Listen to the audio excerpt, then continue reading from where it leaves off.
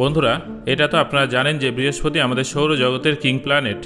এই গ্রহটা অন্যান্য সমস্ত গ্রহের তুলনায় আকারে এবং বৈশিষ্ট্যের দিক থেকে অনেক বড়। কেউ যদি দূর থেকে আমাদের সৌরজগতের দিকে তাকায় তাহলে সে শুধুমাত্র সূর্য এবং বৃহস্পতিকে দেখতে পাবে। অন্য সমস্ত গ্রহগুলোকে তার মহাকাশের বিন্দু বলে মনে হবে। আকারের দিক থেকে বৃহস্পতি এতটাই বড় যে এটা যদি সৌরজগতের সমস্ত গ্রহকে দুবার গিলেও ফেলে তাও এর মধ্যে অনেকটাই জায়গা অবশিষ্ট থাকবে। বৃহস্পতি যতটা বড় ততটাই ভয়ানক। এই গ্রহটাও মানুষের জন্য সবথেকে বিপজ্জনক গ্রহ। যদি কোনো ব্যক্তি বৃহস্পতি গ্রহে যায় তাহলে বৃহস্পতির সবথেকে উপরে অবস্থিত মেঘের স্তরে পৌঁছানোর আগেই এই গ্রহের ক্ষতিকারক রেডিয়েশনের কারণে তার মৃত্যু হবে। তাই বৃহস্পতিকে সৌরজগতের সবথেকে বিপজ্জনক গ্রহ বললেও ভুল হবে না। আজকের এই ভিডিওতে আমি আপনাদের বৃহস্পতি সম্পর্কে বিশদে জানাবো, তাই ভিডিওটা শেষ পর্যন্ত অবশ্যই দেখুন। বৃহস্পতিকে ভালোভাবে বোঝার জন্য সবার প্রথমে আমাদের এর সম্পর্কে জানতে হবে, অর্থাৎ আমাদের অতীতে গিয়ে দেখতে হবে যে বৃহস্পতি কেন এবং কিভাবে সৃষ্টি হয়েছিল। বৃহস্পতি না থাকলে কি হতো? বৃহস্পতি না থাকলে কি আমাদের সৌরজগতের উপরে কোনো প্রভাব পড়তো, নাকি সবকিছু একই থাকতো? বন্ধুরা, বৃহস্পতি হলো আমাদের সৌরজগতে জন্ম নেওয়া প্রথম গ্রহ। মনে করা হয় যে আজ থেকে 4.6 বিলিয়ন বছর আগে আমাদের সৌরজগতে কিছুই ছিল না। আমাদের সৌরজগতে শুধুমাত্র গ্যাসের বড় বড় মেঘ ছিল, যেগুলো বিভিন্ন জায়গায় একত্রিত হতে শুরু করে এবং তারপর একসময় সূর্য এবং বৃহস্পতির আগমন ঘটে। এটা তো আপনারা সবাই জানেন যে সূর্য একটা নক্ষত্র, আর যখনই কোনো নক্ষত্রের জন্ম হয় তখন তার আশেপাশে ধুলোর ডিস্ক তৈরি হয়, যাকে প্রোটোপ্ল্যানেটারি ডিস্ক বলা হয়, অর্থাৎ এমন একটা ডিস্ক যা গ্রহের জন্ম দেয়। এই ডিস্ক একটা নক্ষত্রের আশেপাশে 5 থেকে 10 মিলিয়ন বছর পর্যন্ত থাকে, তারপর ধ্বংস হয়ে যায়। তবে ধ্বংস হওয়ার আগে একাধিক গ্রহের জন্ম দিয়ে যায়, যেটা সেই নক্ষত্রের আশেপাশে ঘুরতে থাকে। আর আমাদের সূর্যের ক্ষেত্রেও কিছুটা এমনই ঘটনা দেখা গেছে।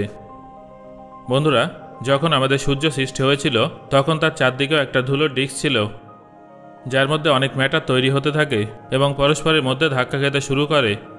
এই সংঘর্ষের কারণেই বৃহস্পতি গ্রহের জন্ম হয়। সৌরজগতের গ্রহগুলোর মধ্যে সবার প্রথমে বৃহস্পতির আগমন হয়েছিল। সেই জন্যই বৃহস্পতি সবথেকে বড় গ্রহ। যে গ্রহটা সবার প্রথমে তৈরি হবে সেটা সবথেকে বেশি ধুলো নিজের মধ্যে আকৃষ্ট করতে পারবে, আর যে গ্রহটা সবথেকে বেশি ধুলো টানবে সেটা স্বাভাবিকভাবেই সবথেকে বড় গ্রহ হবে। মজার বিষয় হলো, বৃহস্পতি সেই সমস্ত উপাদান দিয়ে তৈরি যে সমস্ত উপাদান দিয়ে একটা নক্ষত্র তৈরি হয়, আর সেই উপাদানগুলো হলো হাইড্রোজেন এবং হিলিয়াম। এমনকি আমাদের সূর্য হাইড্রোজেন এবং হিলিয়াম দ্বারা তৈরি। যদি বৃহস্পতি আকারে আরও বড় হতো তাহলে হয়তো এটাও একটা নক্ষত্র হতো। এই কারণেই বৃহস্পতিকে ফেল্ড স্টারও বলা হয়, অর্থাৎ এমন একটা গ্রহ যেটা নক্ষত্র হতে চেয়েও হতে পারেনি। বন্ধুরা, বৃহস্পতি কিভাবে তৈরি হয়েছিল সেটা তো আপনাদের বললাম। এবার আপনাদের জানাবো যে কে এবং কবে প্রথমবার বৃহস্পতিকে খুঁজে বার করেছিল। বৃহস্পতি গ্রহকে প্রাচীনকালেই খুঁজে বের করা হয়েছিল, কারণ বৃহস্পতি সেই 5টা গ্রহের মধ্যে অন্যতম যাদের টেলিস্কোপ ছাড়াই দেখা যায়। এই 5টা গ্রহ হল বুধ, শুক্র, মঙ্গল, বৃহস্পতি এবং শনি। এই গ্রহগুলো আকারে বড় হয়। প্রাচীন যুগের মানুষ অনেক আগে থেকেই এই 5টা গ্রহকে দেখেছিল এবং তাদের ধারণা ছিল যে সৌরজগতে মাত্র 5টাই গ্রহ আছে। বৃহস্পতিকে সবার প্রথমে যিনি দেখেছিলেন তিনি হলেন গ্যালিলিও গ্যালিলাই। তিনি 1610 সালে একটা ছোট টেলিস্কোপের সাহায্যে বৃহস্পতিকে দেখেছিলেন। সেই সঙ্গে তিনি বৃহস্পতির 4টে উপগ্রহকেও দেখেছিলেন। বৃহস্পতি এবং তার উপগ্রহগুলোকে দেখে তিনি প্রচণ্ড অবাক হয়েছিলেন, কারণ সেই সময় তিনি প্রথমবার এটা জানতে পেরেছিলেন যে পৃথিবী ছাড়াও অন্য গ্রহে উপগ্রহ থাকতে পারে, আর সেটা একটা নয় বরং একাধিক হতে পারে। গ্যালিলিও বৃহস্পতির যে 4টে উপগ্রহ দেখেছিলেন সেই 4টে উপগ্রহের নাম হলো গ্যানিমিড, আয়ো, ইউরোপা এবং ক্যালিস্টো। আর এই 4টে উপগ্রহ বৃহস্পতির সবথেকে বড় উপগ্রহ। বন্ধুরা, বৃহস্পতির কিভাবে জন্ম হয়েছিল এবং কে কবে প্রথমবার বৃহস্পতিকে দেখেছিল সেটা তো আপনাদের বললাম। এবার আপনাদের বলবো যে বৃহস্পতি কেন গুরুত্বপূর্ণ, বৃহস্পতির উপস্থিতি বা অনুপস্থিতিতে সৌরজগতের উপরে কী প্রভাব পড়বে। বন্ধুরা, যদি বৃহস্পতি না থাকতো তাহলে পৃথিবীতে আজ কোনো প্রাণের অস্তিত্বই থাকতো না।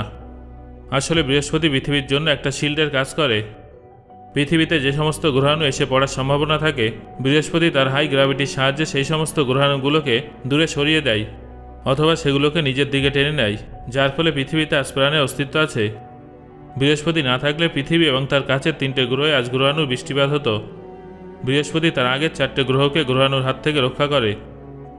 বন্ধুরা, এখানে সবথেকে বড় প্রশ্ন হলো, এই গ্রহাণু আসলে কোথা থেকে আসে?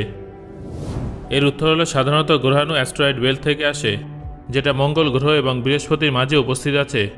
এই বেল্টে আনুমানিক 1 থেকে 2 মিলিয়ন গ্রহাণু আছে। 2021 সালের একটা রিপোর্ট অনুযায়ী জানা গেছে যে গ্রহাণুর কারণে ডাইনোসর বিলুপ্ত হয়েছিল সেই গ্রহাণুটা অ্যাস্ট্রয়েড বেল্ট থেকে এসেছিল।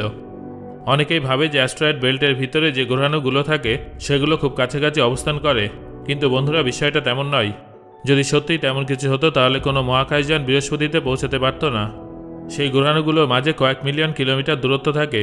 যেহেতু আমাদের পৃথিবীর ব্যাস 12,742 কিলোমিটার, তাই দুটো গ্রহাণুর মাঝে পৃথিবীর মতো 235টা গ্রহ ফিট হয়ে যাবে। বন্ধুরা, মানব সভ্যতার অস্তিত্বের পিছনে বৃহস্পতির ভূমিকা কতটা সেটা তো শুনলেন। এবার আপনাদের বৃহস্পতির বৈশিষ্ট্যগুলো জানাবো।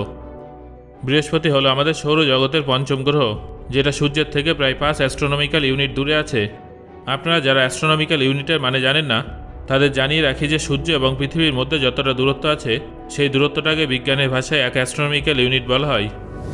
পৃথিবীতে সূর্যের আলো পৌঁছাতে 8 মিনিট সময় লাগে, অন্যদিকে বৃহস্পতিতে সূর্যের আলো পৌঁছাতে প্রায় 42 মিনিট সময় লাগে। বৃহস্পতির রোটেশন সৌরজগতের অন্যান্য গ্রহের তুলনায় অনেক দ্রুত হয়ে থাকে। যেখানে পৃথিবী একবার তার অক্ষের চারদিকে ঘুরতে প্রায় 24 ঘন্টা সময় নেয়, সেখানে বৃহস্পতি মাত্র 9 ঘন্টা 56 মিনিটে একবার সম্পূর্ণ রোটেশন করে। অন্যদিকে পৃথিবী সূর্যকে একবার প্রদক্ষিণ করতে 365 দিন সময় নেয়, কিন্তু বৃহস্পতির কক্ষপথ বড় হওয়া সত্ত্বেও বৃহস্পতি সূর্যকে একবার প্রদক্ষিণ করতে 12 বছর সময় নেয়। পৃথিবীতে 365 দিনে ঋতু পরিবর্তন দেখা যায়, যেমন গ্রীষ্মকাল, বর্ষাকাল, শীতকাল ইত্যাদি ইত্যাদি। কিন্তু বৃহস্পতিতে কোনো ধরনের ঋতু নেই, শুরু থেকেই বৃহস্পতিতে একই রকম তাপমাত্রা আছে।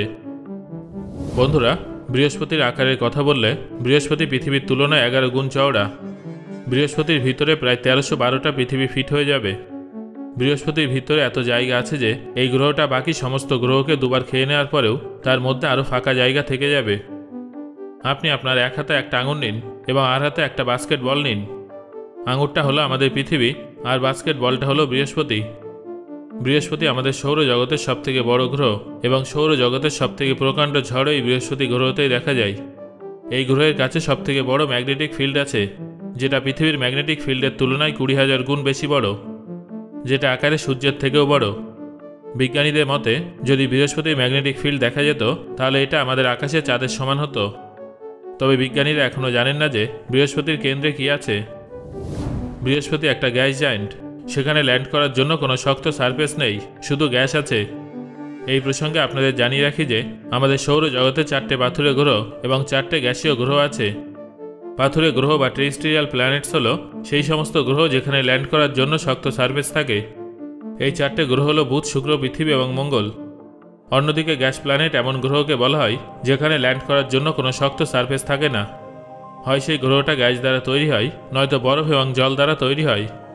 বৃহস্পতি, শনি, ইউরেনাস এবং নেপচুন হলো গ্যাস প্ল্যানেট, তবে ইউরেনাস এবং নেপচুনকে এখন আইস প্ল্যানেটও বলা হয়। বৃহস্পতি গ্রহে গ্যাসের প্রেশার এতটাই বেশি যে যদি কোনো মহাকাশযান বৃহস্পতিতে ল্যান্ড করে তাহলে সেটা বৃহস্পতির ভেতরে অনেকটা নিচে নেমে যাবে এবং বৃহস্পতির কেন্দ্রে পৌঁছানোর আগেই হয় সেই সমস্ত গ্যাসের কারণে চাপে ফেটে যাবে, নয়তো সেখানকার অতিরিক্ত তাপমাত্রার কারণে পুড়ে ছাই হয়ে যাবে। ইতিমধ্যে এরকম একটা ঘটনা ঘটে গেছে।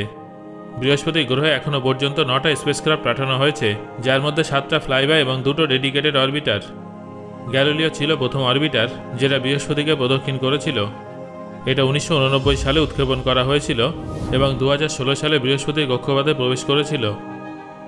সো বন্ধুরা, আমি আশা করছি এই ভিডিও থেকে আপনি অনেক নতুন তথ্য জানতে পেরেছেন। ভিডিওটা আপনার কেমন লাগলো সেটা অবশ্যই আমাকে কমেন্ট করে জানান। ধন্যবাদ।